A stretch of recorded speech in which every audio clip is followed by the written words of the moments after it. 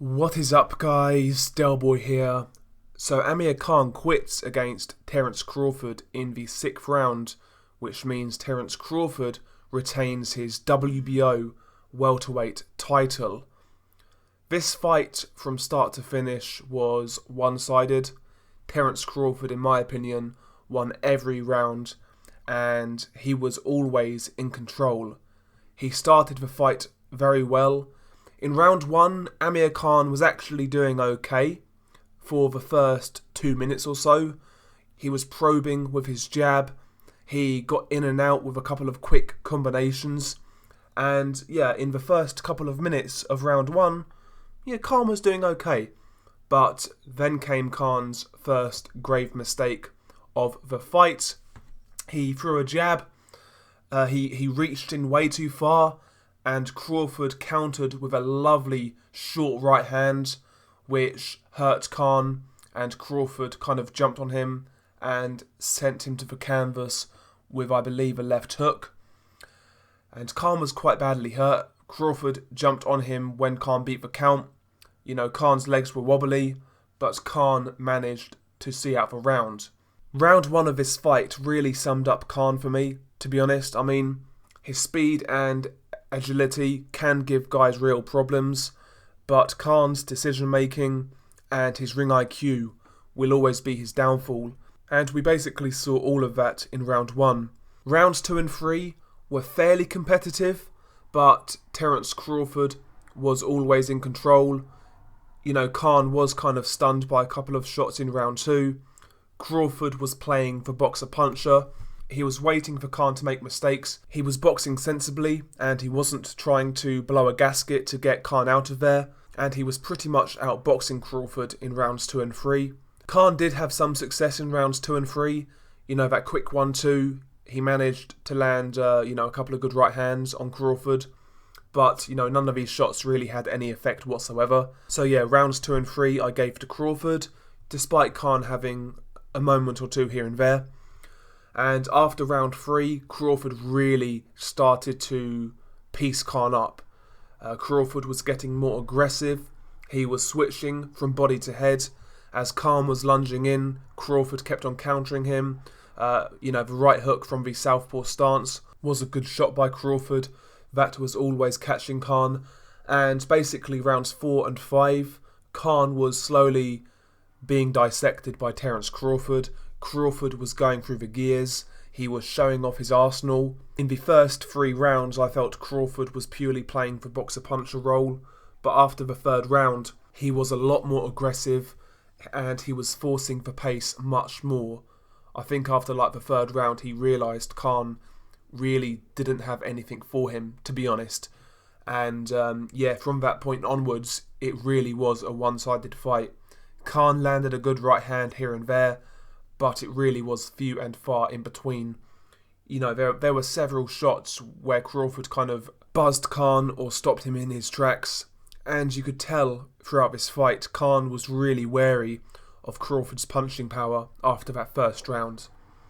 Khan in this fight at times was very tentative. When he kind of lunged in to throw combinations, his head would be down and he wasn't really looking at the target. And to me, that's a sign of a fighter who isn't really fighting with belief or confidence. And we'll get back into that when we talk about the ending. But rounds 4-5, it was purely dominated by Terence Crawford. And round 6 is where the fight ended. Now, round 6 started with more of the same. Crawford on the front foot, chasing Khan down. And it was a weird stoppage because Crawford landed a low blow on Amir Khan. Definite low blow. 100%. No doubts about it. The referee saw it and he gave Khan the 5 minutes to recover. The referee's talking to Khan in the corner, saying you've got 5 minutes, etc, etc. And that's when I noticed Khan trying to get himself out of a fight. He was looking at his trainer Virgil Hunter and he was insinuating he couldn't go on and that he had nothing left. And he was basically asking Virgil Hunter to throw in the towel on his behalf, basically to, I suppose, for damage control. He doesn't want to look like he quit himself but it was blatantly apparent that he did. And listen, I'm not criticising Khan for that. The guy's had a long career. The guy has shown some great heart throughout his career, but we have to call a spade a spade.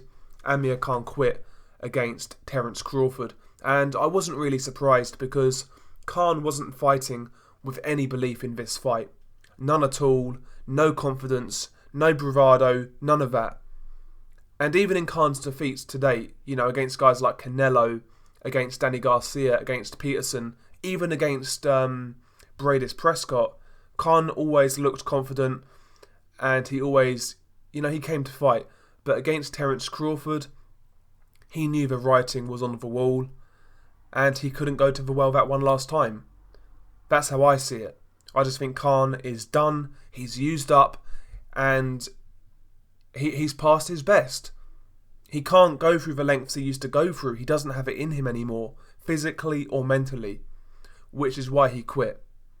And Amir Khan, historically, has always been a fighter, whether you like him or hate him.